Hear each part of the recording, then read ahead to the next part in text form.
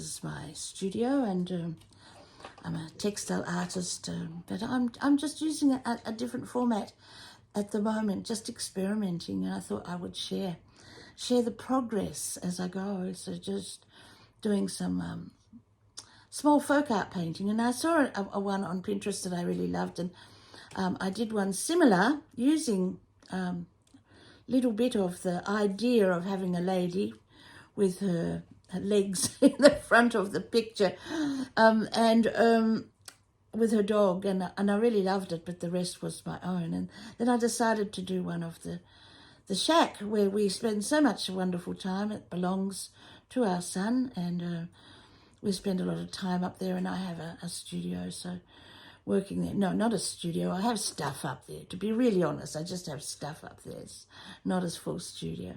So I'm about to travel to India and in a few days, and I just thought I'll take a little time out and do some drawing, and then I thought I might share it with you because, you know, I think anyone can do this. It's lots of fun, so I'll share the process as I go. So I have some shadows on this picture, but it's just the sunlight coming in from the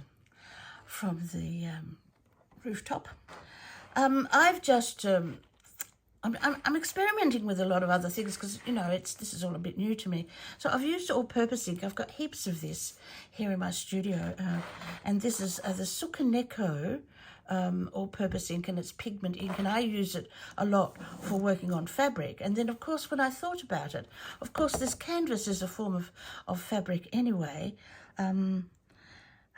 I don't know how they make it, but I do have some linen fabric that I could use, a canvas. But this is one of those, you know, framed ones. So I have used this one for this bright yellow that I love here. It's a gorgeous colour, isn't it? But as I drew this, you can see that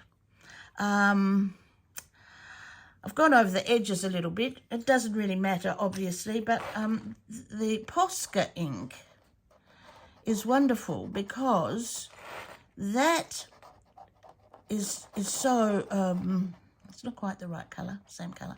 But you can see I've taken out the edges there, and I haven't got any rough edges here. I still haven't put any detail into here. Really, you know, I don't know what I'm doing, to be honest. But I'm just playing. So, yeah, that tidies that up a little bit, doesn't it? There we go. Just takes the edge off there. What will I put in here? Don't know. But I want it to look like the rapeseed fields that we have right at the moment.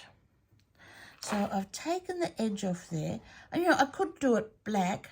Up the top here, I outlined the birds in black. So I may do that. I don't really know. Then if I do that, I have to do the whole lot with black, I suppose. So I will just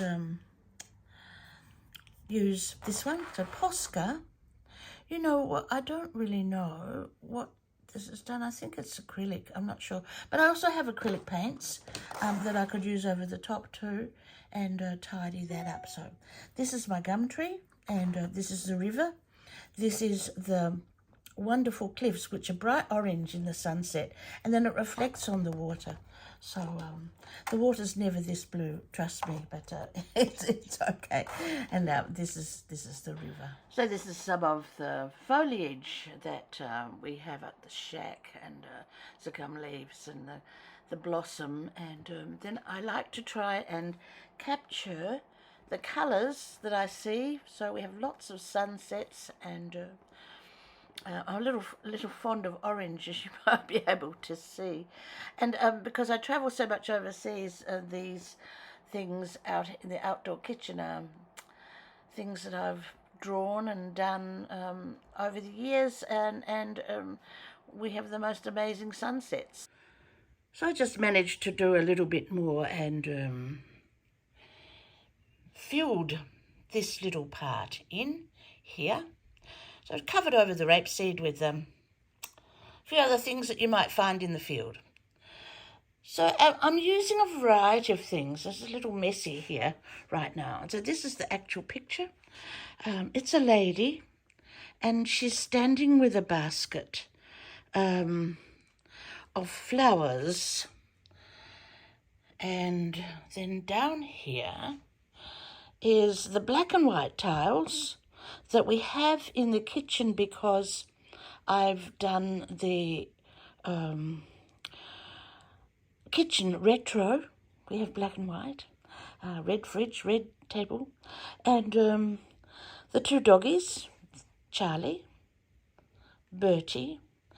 Now, I don't like this bit here. This is too heavy now that I have done this quite finely, so I'm going to have to change it. But the good thing was that I could start one side and then just come down the side and work it that way. Very different to doing a quilt.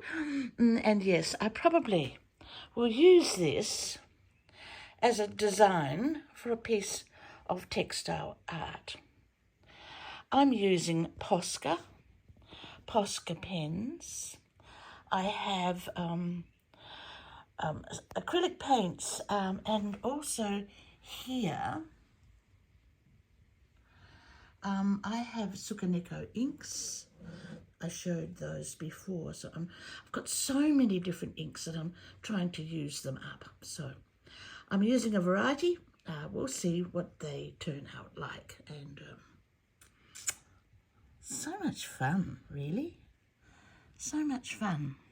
Now, when I look at this, my inspiration comes from many of the paintings that I see in India. The stylized trees in particular in India, and some of the funny details, or do I say funny, but more illustrative details that I see in some of the paintings on the walls in India. So it's amazing how things influence you to a certain extent. So I will continue on with this. Right now, I'm just about to do the flowers first, I think, here in her basket.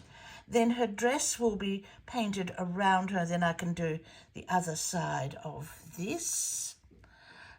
This one's going to have a galah on the tree, and I'm taking this out, this bottom part out here.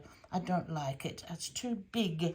It needs to be finer drawing, and of course the black and white tiles. So let's see how we go.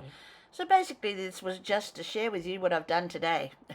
It's just my day's work and my day in the studio, and I can share more.